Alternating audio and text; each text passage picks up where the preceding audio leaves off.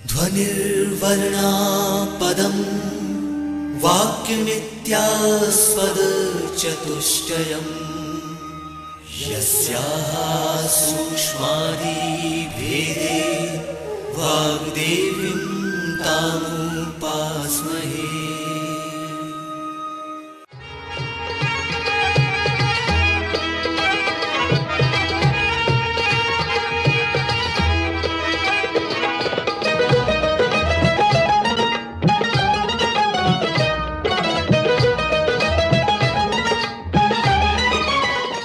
मध्य प्रदेश भोज मुक्त विश्वविद्यालय का इलेक्ट्रॉनिक माध्यम निर्माण और शोध केंद्र EMPRC प्रस्तुत करता है समाजशास्त्र विषय पर आधारित ध्वनि कार्यक्रम ग्रामीण और नगरीय समुदाय की विशेषताएं।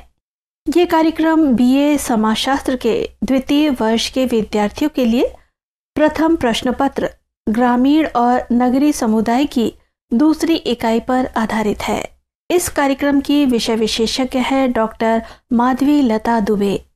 कार्यक्रम का ध्वनि मुद्रण, संपादन और प्रस्तुतिकरण किया अमर बहादुर यादव ने।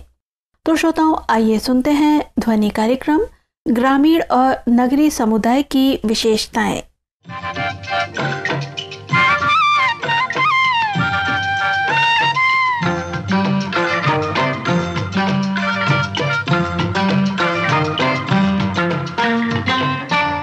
भोज मुक्त विश्वविद्यालय की BA द्वितीय वर्ष समाजशास्त्र की कक्षा में आप सभी का स्वागत है। आज हम अवधारणा परिचय के अंतर्गत ग्रामीण और नगरीय समुदाय, इन अवधारणाओं को जानने का प्रयास करेंगे। विद्यार्थियों, इन दोनों अवधारणाओं को इस व्याख्यान के बाद आप समझ सकेंगे कि इनमें किस तरह से भिन्नता है। सामान्य रूप से जब हम यह विचार करते हैं कि ग्राम किसे कहें या नगर किसे कहें, तो बदलते परिवेश में आजकल हम देखते हैं कि हमारे जीवन की विविधताओं के कारण कहीं कहीं यह प्रश्न पैदा होने लगता है कि ग्राम कहाँ है, कहाँ ख़त्म हो रहा है, नगर कहाँ शुरू हो रहा है।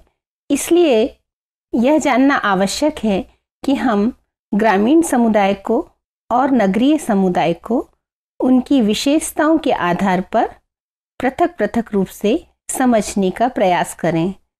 सामाजिक पारिस्थितिकी के आधार पर आकार और विशेषताओं के कारण दोनों में भिन्नता है।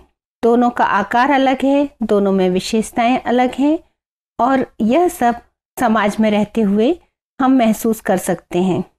हम इन विशेषताओं को समुदायगत आधार पर समझने का प्रयास इसलिए कर रहे हैं क्योंकि समुदाय लोगों का ऐसा संगठन होता है जो एक क्षेत्रीयता के आधार पर पहचाना जाता है। सामान्य रूप से जहां एक क्षेत्र विशेष में रहने वाले लोग अपने जीवन की उद्देश्यों के आधार पर आवश्यकताओं को पूरा कर लेते हैं और वह स्वतः विकसित होता है, वह समुदाय होता है। तो ग्राम और नगर, इन दोनों को भी समझने के लिए हमें उनके समुदायगत पक्षों पर ध्यान देना होगा। जैसा कि आप जानते हैं कि मानव जीवन की शुरुआत में यदि हम देखें तो मनुष्य घुमंतु जीवन जीता था, शिकार करता था, कृषि, पशुपालन, इनके साथ जीवन में कुछ स्थायित्व आया और ग्राम बसने लगे। तो ग्राम स्थायी जीवन की शुरुआत कह सकते हैं और इसका प्रमुख आधार कृषि व्यवसाय रहा होगा। इसके बाद धीरे धीरे ग्राम आगे कस्बा और नगर, इन अवधारणाओं में विकसित होते गए। लेकिन ऐसा नहीं है कि ग्राम पूरी तरह से खत्म हो गए हैं या नगर पूरी तरह से, ग्राम और नगर में कोई स्पष्ट अंतर नहीं है।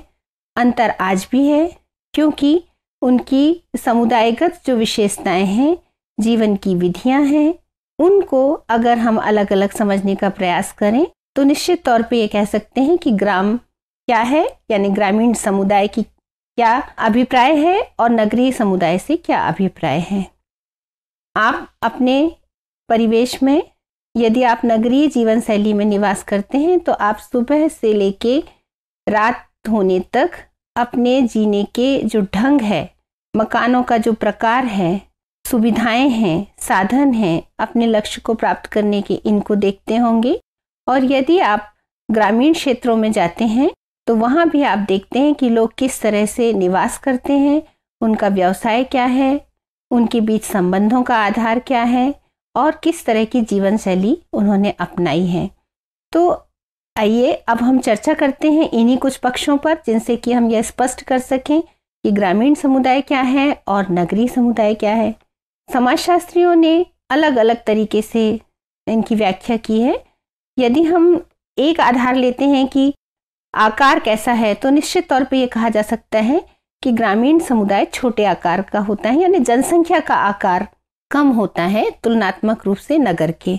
और वहीं उनके जो तरीके हैं उनमें मुख्य उत्पादन का जो तरीका है वो कृषि आधारित होता है। लोगों के बीच घनिष्ठ संबंध होते हैं। सैंडरसन नामक समाजशास्त्री ने कहा है कि ग्रामीण समुदाय एक ऐसा संघ है जो स्थानीय क्षेत्र में जनता एवं उसकी संस्थाओं के बीच में पाया जाता है, जिसमें वे बिखरे हुए खेतों में, झोपड़ियों में एक स्थान पर रहते हैं, जो प्रायः उनकी सामान्य गतिविधियों का केंद्र होता है। परिभाषाएं और भी कई तरह से दी गई हैं, लेकिन जो सामान्य बात है वह यह कि एक ऐसा संघ, लोगों का ऐसा संगठन जिसमें कि घनिष्ठ संबंध होते हैं एक दूसरे के साथ। और ग्रामीण क्षेत्र में जो मुख्य रूप से उनकी बसाहट है वह कच्चे, अर्धपक्के और अब तो प्रचलन होने लगा है पक्के मकानों का, लेकिन झोपड़ी नुमा मकान भी खेतों पर काम करते हुए कृषक बना लेते हैं और उनकी सामान्य गतिविधियां अपने उस वातावरण में संचालित होती रहती हैं। तो यदि हम इनकी विशेषताओं की बात करते हैं कि किन आधारों पर हम ये पहचानें कि ग्रामीण समुदाय किसे कहेंगे, तो जैसा कि मैंने आपसे पूर्व में कहा कि सामान्य रूप से ग्राम छोटा होता है, यानी उसका आकार छोटा होता है। कम जनसंख्या वाले लोगों का समूह ग्राम कहलाता है और इसमें तुलनात्मक रूप से स्थायित्व अधिक होता है, क्योंकि जैसा कि हम जानते हैं कि ग्रामीण समुदाय में ज़्यादातर लोग कृषि कार्य करते हैं और कृषि में परिवार के जितने भी सदस्य हैं वे एक दूसरे के साथ लग के मेहनत करते हैं और उसे पूरे तरह से देखना होता है। इसलिए लगभग स्थायित्व की एक भावना विकसित हो जाती है कि हमें इसके साथ रहना है और इसमें अपनी आजीविका उपार्जन करना है। तो ग्रामीण क्षेत्रों में ज़्यादातर स्थायित्व देखा जाता है। इन सभी लोगों में चूंकि आकार कम है, ग्रामीण समुदाय कम लोगों का समूह होता है, तो ऐसी स्थिति में सभी से आमने सामने के प्रत्यक्ष और घनिष्ठ संबंध स्थापित हो जाते हैं।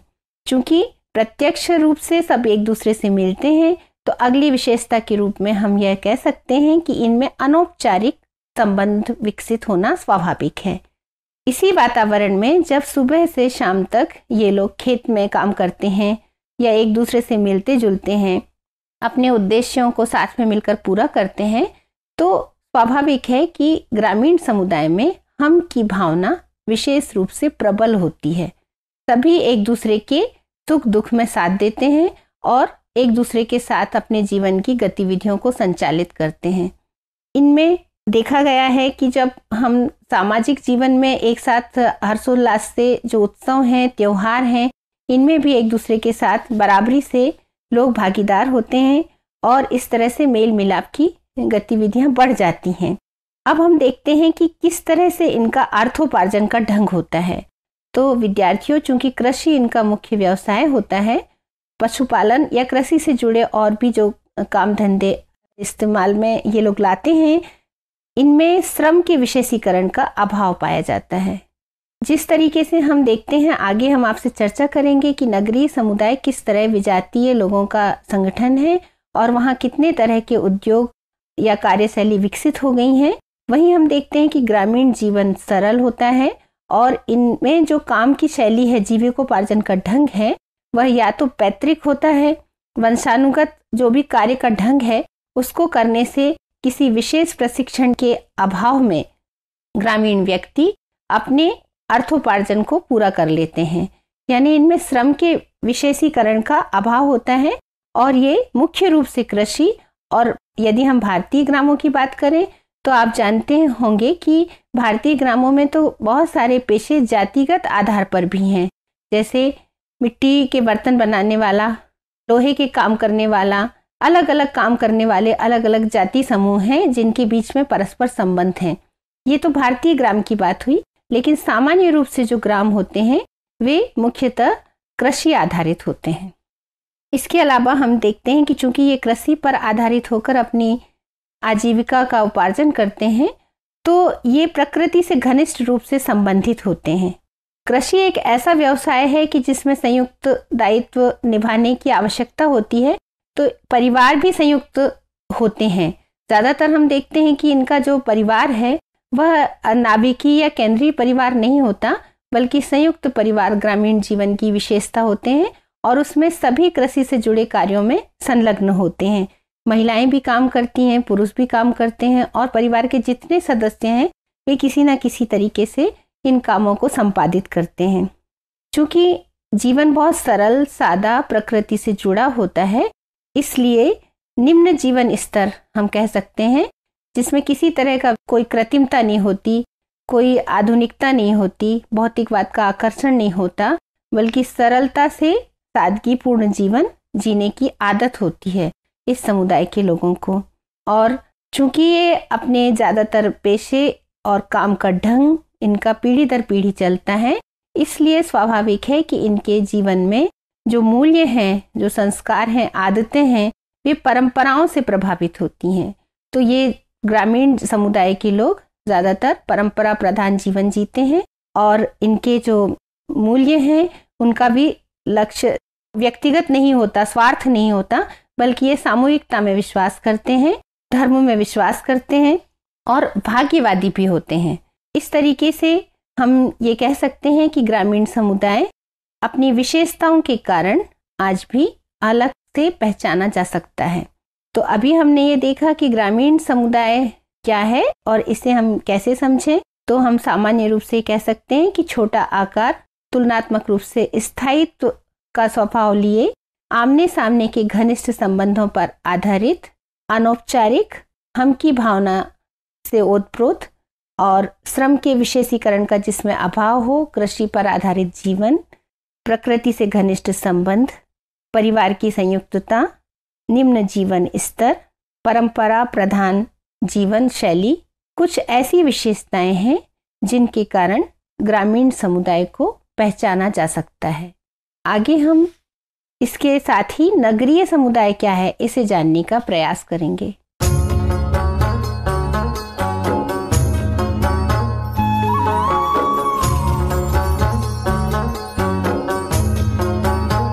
अभी तक हमने जो समझा उससे हमें यह समझ में आया कि जहाँ जीवन सरल है, आकार छोटा है और जीविकोपार्जन का एक ढंग विशेष है, संबंधों में प्रगाढ़ता है।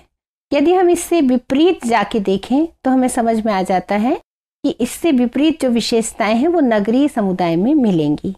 हालांकि सभी जानते हैं कि नगर कैसा है, लेकिन ये कहना मुश्किल है कि नगर एक एग्जैक्ट इसे हम कहेंगे। जनसंख्या का कोई निश्चित अनुपात नहीं है, बहुत विराट नगर तक हो सकते हैं, 10 लाख 50 लाख से भी ज़्यादा आबादी वाले हो सकते हैं, कम आबादी वाले भी हो सकते हैं। लेकिन गांव अगर हम देखें तो 500 से कम जनसंख्या से शुरू हो जाता है, 5000 तक मैक्सिमम गांव की लिमिट होगी। इससे थोड़ी ज़्यादा जनसंख्या वाले गांव भी मिल सकते हैं, लेकिन नगर ज़्यादातर घनी आबादी वाला, ज़्यादा जनसंख्या वाला समुदाय होता है और अधिक सामाजिक भिन्नता इनमें पाई जाती है। समाजशास्त्रियों के दृष्टिकोण से भी अलग अलग विचार दिए गए हैं। लुईस वर्थ ने बताया है कि सामाजिक भिन्नता वाले व्यक्तियों के बड़े घने बसे हुए स्थायी निवास स्थान को हम नगर कह सकते हैं। तो नगरीय समुदाय किन आधारों पर अलग है, इसे जानने के लिए पहले हमें यह जानना आवश्यक है नगरीय समुदाय की क्या विशेषताएं हैं। तो विद्यार्थियों, सबसे पहली विशेषता तो हम जो समझ सकते हैं नगरीय समुदाय में वह है सामाजिक भिन्नता। कई तरह के लोग, कई भाषाएं, कई धर्म, कई जातियां, कई वर्ग, छोटा बड़ा मध्यम वर्ग, सभी तरह के लोग आपको नगर में दिखाई देंगे। तो नगरीय समुदाय भिन्नता वाले लोगों का समुदाय होता है।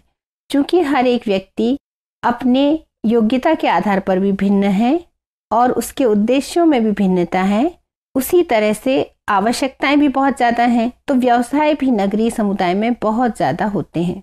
कई तरह के व्यवसाय होते हैं। किसी एक व्यवसाय के कारण ही नगर की पहचान नहीं होती, बल्कि जितने तरह की हमारी आवश्यकताएं हैं उनसे जुड़े अनेक व्यवसाय आपको नगर में देखने मिल सकते हैं। घनी आबादी होती है, जहां हम देखते हैं कि गांव में छोटे छोटे नहीं बल्कि बहुत बड़े बड़े मकान होते हैं, बड़ी दूरी तक फैले हुए कच्चे मकान। लेकिन शहर में हम देखते हैं, नगर में, नगरीय समुदाय में, कि थोड़ी सी जगह में लोग किसी तरह से मकान को डिजाइन देके अपना जीवन गुजारते हैं। यह जरूरी नहीं है कि सिर्फ घनी आबादी के कारण छोटे छोटे घरों में लोग रहते हैं। मकानों का डिजाइन आय के आधार पर निर्धारित होता है, और शहर में हम देखते हैं कि कई तरह के आय वर्ग के लोग होते हैं। और उसी तरह से आप देखिए तो हायर इनकम ग्रुप, उच्च आय समूह वाले लोग, मध्यम आय समूह वाले लोग और निम्न आय समूह वाले लोगों की बसाहट को देखा जा सकता है। चूंकि घनी बस्तियां होती हैं और इनमें आय के हिसाब से आवास की समस्या पैदा होती है, तो हम देखते हैं कि लोग रोजगार की तलाश में शहरों में आ तो जाते हैं, लेकिन चूंकि उन्हें आवास की समस्या को झेलना पड़ता है, तो कई गंदी बस्तियां पनपने लगती हैं। तो नगरीय समुदाय में हमें एक और लक्षण दिखाई देता है कि बसाहट अधिक होने से यहाँ गंदी बस्तियां पैदा हो जाती हैं। और जहां हम देखते थे कि ग्रामीण समुदाय में हमने यह समझने का प्रयास किया कि चूंकि कृषि आधारित जीवन शैली है, तो वहां श्रम विभाजन, विशेषीकरण का अभाव है। लेकिन हम यहाँ देखते हैं कि यहाँ शहर में अत्यधिक श्रम विभाजन और विशेषीकरण का महत्व होता है। सामाजिक संबंधों में अनौपचारिक की जगह औपचारिक संबंध पनपने लगते हैं। व्यक्ति एक दूसरे से अपने हितों के आधार पर जुड़ते हैं। तो यूं कह सकते हैं कि अवैयक्तिक संबंध पनपने लगते हैं, और व्यक्ति का व्यवहार और उसका रहन सहन का ढंग कृत्रिमता से प्रभावित होता है। जहां ग्रामीण लोग प्रकृति के नजदीक होते हैं, वहीं नगरीय समुदाय के लोग कृत्रिम जीवन शैली अपना लेते हैं। घरों में आप देखिए पंखे, कूलर, एसी और बाकी सुविधाओं के हिसाब से हम सारे पर्यावरण को भी अपनी सुविधा के हिसाब से कृत्रिम बना लेते हैं। तो कृत्रिमता का लक्षण न केवल संबंधों में कृत्रिमता होती है, बल्कि स्वार्थी संबंध भी होते हैं, बल्कि हमारे रहन सहन के ढंग में भी कृत्रिमता देखी जाती है। एक और विशेषता है नगरीय समुदाय की कि इसमें चूंकि व्यवसाय अधिक होते हैं, रोजगार के अवसर बहुत होते हैं, तो स्वाभाविक है कि प्रतिस्पर्धात्मक वातावरण होता है। यानी हर एक व्यक्ति आगे निकलने की होड़ में एक दूसरे से प्रतिस्पर्धा करता है, और यह प्रतिस्पर्धा इसलिए होती है क्योंकि अवसर बहुत सारे होते हैं जिनमें व्यक्ति अपने स्थान को आगे बढ़ाना चाहता है। जहां हम देखते हैं भारतीय ग्राम को अगर आप देखें तो हम जाति के आधार पर समाज को पाते हैं, और वहीं नगर में हम देखते हैं कि वर्ग पर आधारित जीवन शैली होती है। तो लोग अधिक से अधिक अपनी स्थिति को, अपनी परिस्थिति को ऊंचा उठाना चाहते हैं, इसलिए प्रतिस्पर्धा का वातावरण तैयार हो जाता है। यही कारण है कि हम कह सकते हैं कि नगरीय समुदाय जो है, इसमें सामाजिक गतिशीलता भी अधिक देखी जा सकती है। लोग अपनी परिस्थिति को बदलना चाहते हैं, लोग नए विचार भी अपना लेते हैं, लोग स्थान परिवर्तन भी कर सकते हैं। अधिक से अधिक परिवर्तनशीलता का जो स्वभाव है वह नगरीय समुदाय में देखने मिलता है, यानी गतिशीलता प्रधान जीवन शैली होती है। लोग अधिक व्यक्तिवादी होते हैं सोच के, यानी उन्हें सामूहिकता का जो एक वातावरण है वो नगरीय समुदाय में कम दिखाई देता है।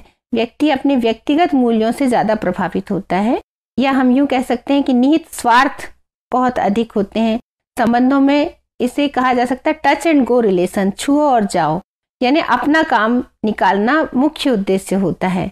तो नगरीय समुदाय इस तरह से औपचारिक संबंधों की प्रधानता वाले होते हैं, और चूंकि विजातीय लोगों का समूह है, बहुत अलग अलग तरह के लोगों के साथ में रहना होता है, इसलिए इनमें सहनशीलता भी ज्यादा होती है।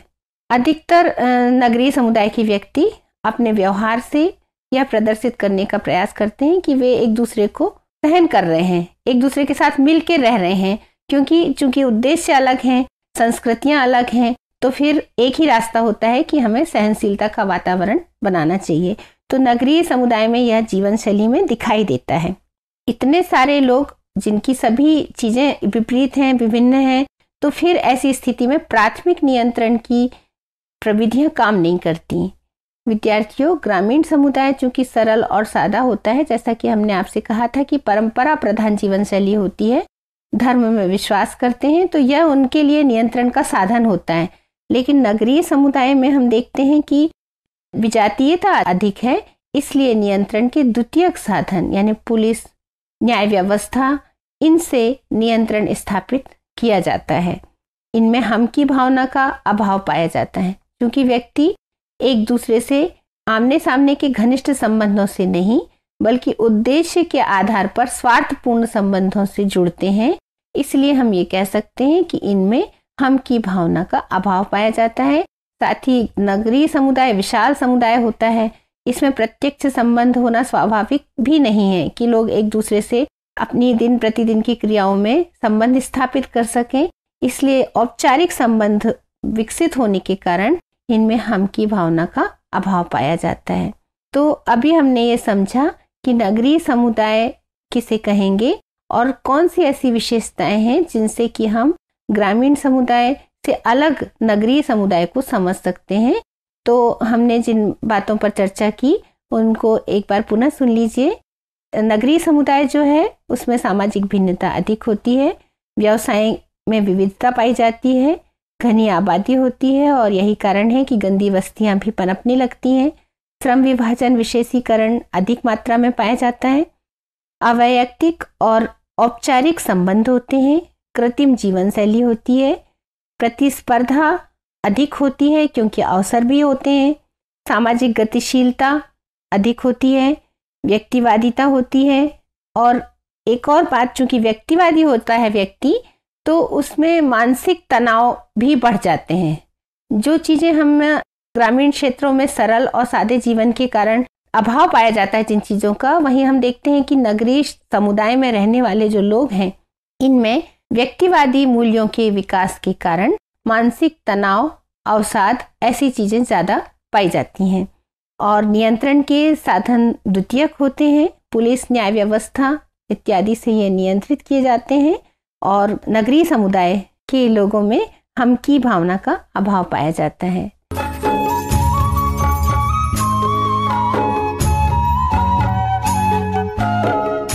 इन दोनों को पृथक रूप से समझने के बाद समाजशास्त्री सोरोकिन और जिमरमैन ने 8 आधारों पर ग्रामीण और नगरीय समुदाय में पृथकता को स्पष्ट करने का प्रयास किया है। एक बार हम उन 8 बिंदुओं की भी चर्चा कर लेते हैं। जो 8 बिंदु हैं उनमें से पहला है व्यवसाय। जैसा कि स्पष्ट हो चुका है कि ग्रामीण समुदाय में व्यवसाय कृषि पर आधारित होता है मुख्य रूप से। इसके अलावा नगरीय समुदाय में कई तरह के व्यवसाय होते हैं। आप भी जानते होंगे कि कुछ निजी व्यवसाय होते हैं, सरकारी नौकरियां होती हैं, उद्योग होते हैं, कितने भी तरह से व्यक्ति शहर में जीविकोपार्जन करता है। तो व्यवसाय की भिन्नता ग्राम और नगर को अलग कर देती है। दूसरी बात, पर्यावरण। प्रकृति से जुड़े रहकर जो जीवन शैली विकसित होती है वह ग्रामीण समुदाय का लक्षण है। और प्रकृति से दूर कृत्रिम पर्यावरण को निर्मित करके जो जीवन शैली विकसित होती है वो नगरीय समुदाय की विशेषता कही जा सकती है। इसी तरह से समुदाय का आकार, ग्राम छोटा होता है आकार में क्योंकि वहाँ जनसंख्या कम होती है, लेकिन नगर जनसंख्या की अधिकता के कारण बड़ा समुदाय होता है। चौथा है जनसंख्या का घनत्व। चूंकि जनसंख्या सीमित होती है ग्रामीण समुदाय में, इसलिए लोग दूर दूर मकान बना लेते हैं। यदि हम भारतीय समाज में देखें तो आप पहाड़ी इलाकों में जाके देखें तो पंक्ति नुमा मकान, दूर दूर कहीं मकान मिल जाएंगे पहाड़ी पर। मैदानी क्षेत्रों में जाके देखें तो वहाँ खेतों में अलग अलग मकान भी मिल जाएंगे। कहीं एक गली के आसपास मकान मिल जाएंगे, कहीं मंदिर के चारों तरफ भी मकान मिल जाएंगे। तो अलग अलग तरीके से हम कई रूपों में ग्राम को पाते हैं और वहाँ जनसंख्या फैली हुई मिलेगी। लेकिन शहरों में जाके देखते हैं, नगरीय समुदाय में, तो हम पाते हैं कि आबादी बहुत घनी है और थोड़ी सी जगह में कई सारे लोग इस तरीके से रह पाते हैं कि मकान का डिजाइन, बहुमंजिला मकान देखने मिलेंगे, गंदी बस्तियां मिलेंगी, जिससे ये जाहिर होता है कि नगरीय समाज में जनसंख्या का घनत्व बहुत ज़्यादा है। इसके अलावा पांचवा जो आधार सोरोकिन ने, जिमरमैन ने बताया, भिन्नता। तो ऐसा नहीं है कि ग्रामीण समाज में कोई भिन्न नहीं है, भिन्नता स्वाभाविक है। हर एक व्यक्ति रूप, रंग, गुण, धर्म से समान नहीं हो सकता, लेकिन इसके बाद भी आदतें, विश्वास, मूल्य व्यवस्था, कार्य का ढंग इत्यादि मानदंडों के आधार पर यदि हम देखते हैं तो ग्रामीण समुदाय में समरूपता अधिक होती है और नगरीय समुदायों में समरूपता का अभाव होता है, विजातीयता होती है। बहुत तरह के लोग होते हैं और उनके मूल्य, विश्वास, आदतें भी अलग अलग होती हैं। छठवां आधार इन्होंने बताया संस्तरण। संस्तरण होता है एक ऐसा क्रम जिससे कि हम समाज में ऊंच नीच को स्पष्ट कर सकते हैं, निम्न से उच्च का क्रम। तो यदि हम ग्रामीण जीवन में देखें, समुदाय में देखें, तो भारतीय समुदाय में तो स्पष्ट रूप से दिखाई देता है कि जाति के आधार पर संस्तरण की व्यवस्था है। जातियां ऊपर से नीचे के क्रम में दिखाई देती हैं, जो वर्ण के बाद में हम समझ सकते हैं, सामान्य रूप से ब्राह्मण, क्षत्रिय, वैश्य, शूद्र और फिर इससे जुड़ी कई तरह की जातियां, ये क्रम दिखाई देता है, लेकिन बंद संस्तरण कह सकते हैं। और नगरीय समुदाय में हम देखते हैं तो संस्तरण खुला इस तरह से होता है कि वर्ग प्रधान जीवन शैली होती है, यानी कोई भी व्यक्ति अपनी क्षमता, अपने कौशल, योग्यता के आधार पर ऊपर नीचे जा सकता है। खुला संस्तरण होता है, वर्ग प्रधान संस्तरण जिसको हम कह सकते हैं, उच्च, मध्यम और निम्न, और इसमें कोई प्रतिबंध नहीं है। अवसर भी है, श्रम विभाजन और विशेषीकरण की मांग भी है, इसलिए व्यक्ति गतिशील अधिक होता है। इसके बाद सातवां जो है वो गतिशीलता। गतिशीलता, सामाजिक गतिशीलता सोरोकिन के अनुसार, जिसमें कि कोई भी व्यक्ति अपने पद, विचार, पेशे, स्थान इत्यादि को परिवर्तित कर सकता है। तो अगर हम ग्रामीण जीवन में देखें तो ज़्यादा गतिशीलता नहीं पाई जाती, क्योंकि लोग अपने काम से लगाव रखते हैं, अपने स्थान से लगाव रखते हैं। हालांकि वर्तमान में हम देखें तो हमारे समाज में भी ये समस्या उभर के आ रही है कि ग्रामीण लोग खेती से दूर होते जा रहे हैं, पलायन बढ़ रहा है। लेकिन इसके बाद भी गतिशीलता, जो अगर हम संरचनात्मक आधार पर देखें, उनकी विशेषताओं के आधार पर देखें दोनों समुदायों की, तो ग्रामीण क्षेत्र में गतिशीलता कम पाई जाती है, जबकि नगरीय क्षेत्र का लक्षणीय गतिशीलता है। बहुत ज़्यादा तेज जीवन शैली, बहुत जल्दी परिवर्तन को स्वीकार करना। और अंतिम जो आधार इन्होंने बताया वो है अंतःक्रिया। जब समूह में एक दूसरे के साथ उद्देश्य के आधार पर परस्पर संपर्क करते हैं तो अंतःक्रिया होती है। हम देखते हैं कि ग्रामीण समुदाय में प्रत्यक्ष और आमने सामने के घनिष्ठ संबंध होने से अंतःक्रिया का स्वरूप अलग होता है, सहयोग वाला होता है। और यहाँ हम देखते हैं कि संबंध प्रत्यक्ष या घनिष्ठ आमने सामने के तो होते ही नहीं है शहर में। नगरीय समुदाय जो है वह मूलतः उद्देश्य के आधार पर अवैयक्तिक संबंधों की प्रधानता वाला होता है, जहां अंतःक्रिया का आधार सिर्फ अपने स्वार्थपूर्ण संबंध होते हैं। तो इस तरह से इन 8 आधारों पर हमने यह जानने का प्रयास किया कि समाजशास्त्रीय आधारों पर किस तरह से ये दोनों अवधारणाएं एक दूसरे से पृथक हैं। आज की कक्षा में बस इतना ही। अगली कक्षा में पुनः उपस्थित होंगे। धन्यवाद।